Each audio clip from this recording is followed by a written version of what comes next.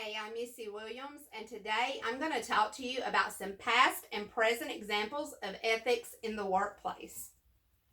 Ethics have been around as long as we've been working. No matter the job that you have, ethics plays a part in that job. Usually, when you think about unethical behavior, you automatically go to discrimination, sexual harassment. But there are other things, and we're going to talk about that in a bit. When you think about ethics, you automatically go to respect, integrity, honesty. These are things that make up our ethics, our values, our morals. A lot of those are instilled in us as children from the time our parents instill from us right and wrong. That is what ethics is, right and wrong, good and bad. It's a daily decision that we have to make. And sometimes we have so many choices and so little time to make them that it can be a bit overwhelming. Just like our first example of a past unethical decision, it was made by the CEO of McDonald's, Steve Easterbrook. He chose to date an employee. It was in McDonald's code of ethics that they do not date any indirect or direct employee under them. He chose to not follow his code and to do so. In 2019, McDonald's chose to fire him for his unethical behavior. In my opinion, McDonald's did exactly what they should have. It was clearly in their code of conduct to not date direct or indirect employees. So he had to lose his job by breaching that. Here's another example of unethical behavior. Viola was notorious for cutting corners and blaming others for her mistakes. She would often make mistakes on her work due to her minimum effort put in, and she would pin the blame on one of her colleagues. Eventually, her manager got fed up with her behavior and had a meeting with her. Her manager reminded Viola that what she was doing was against company policy and showed disregard for the well-being of others' work and professional reputation.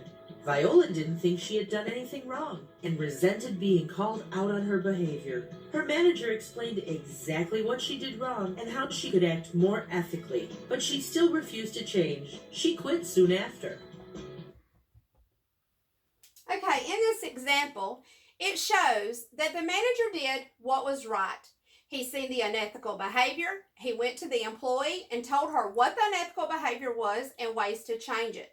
Sometimes as managers, we're put in those hard positions where we have to correct an action. In this one, she chose not to act in a correct way, and she chose to leave.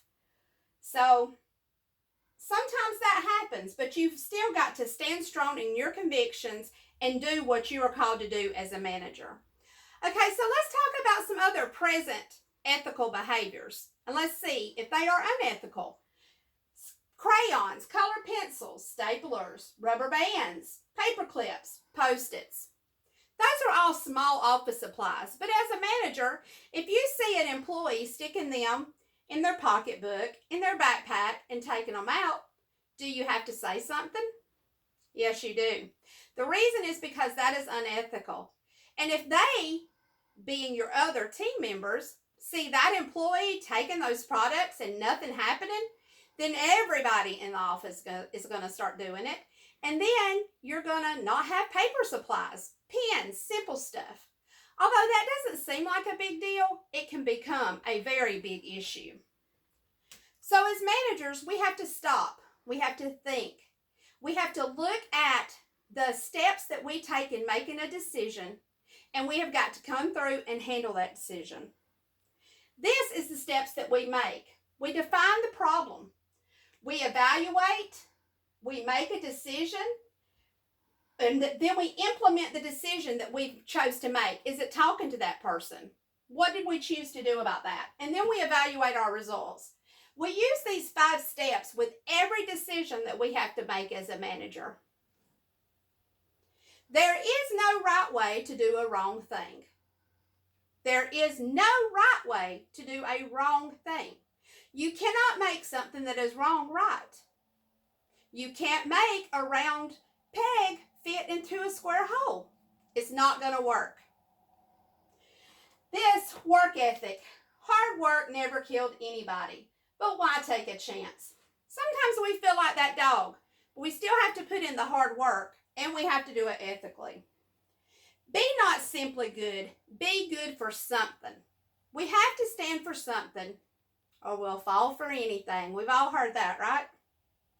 Accountability. It is not only what we do, but also what we do not do for which we are accountable. You're accountable for what you do at work, but if you're not doing your job, you're accountable for that also. So in closing, I want to ask you to ask yourself, do I have ethics? Do I go throughout my day setting high standards and showing integrity every day, not only in my work life, but in my personal life? If you try to live every day ethically, you will not find yourself in some of these situations. And if you set your ethics high, your team members are going to see that you have high ethics, and a lot of the hard decisions that they have to make about being ethical will be much easier for them. Thank you for joining me today, and goodbye.